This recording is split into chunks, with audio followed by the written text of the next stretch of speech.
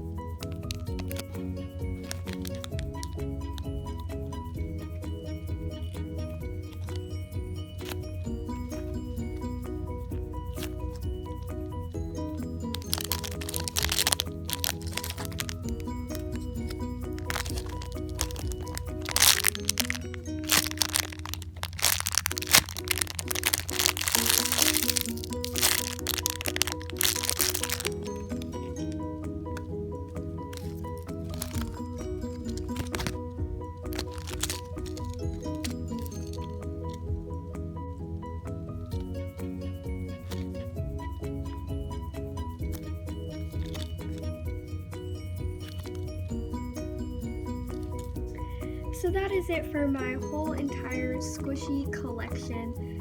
Thank you guys so much for watching this video. Make sure to click that like button if you liked it, and maybe even subscribe for some more videos, and I'll see you guys later. Bye!